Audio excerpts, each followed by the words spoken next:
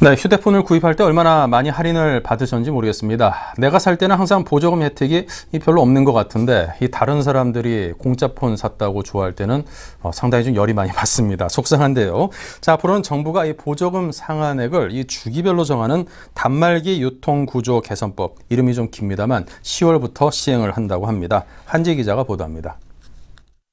방송통신위원회는 지난주 단말기 유통구조 개선법을 확정했습니다. 올 10월부터 시행될 단통법의 핵심은 3조인 보조금 차별 지급 금지 조항입니다.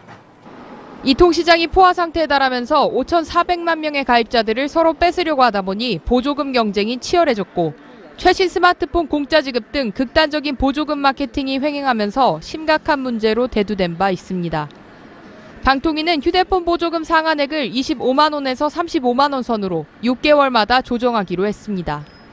보조금을 엄격하게 규제하게 되면 소비자 입장에서는 100만 원 안팎의 단말기를 많은 비용을 주고 사야 되는 문제가 발생하기 때문에 보조금 규제를 현실화하거나 아니면 반드시 단말기 가격에 끼어있는 거품과 폭리를 제거하는 것이 병행돼야만이 소비자들이 호갱이 되는 것을 막을 수 있다, 이렇게 보고 있습니다.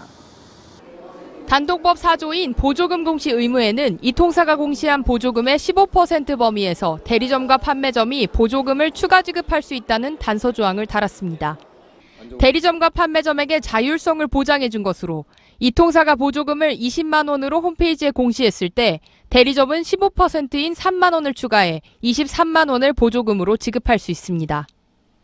형평성을 위해 대리점 판매점을 찾는 고객에게는 일괄적으로 차별 없이 공시한 보조금을 지급해야 합니다. 하지만 단통법의 문제점은 보조금 상한액이 6개월마다 변해 보조금 액수가 28만 원대에서 40만 원대로 벌어져 최대 12만 원의 차이를 볼 수도 있다는 것입니다. 또 통신사와 제조사들이 영업 비밀이라며 보조금 내역에 제조사가 부담하는 판매 장려금이 공개되는 걸 꺼리는 등 소극적인 태도로 새로운 법안이 효과를 나타낼지도 의문입니다.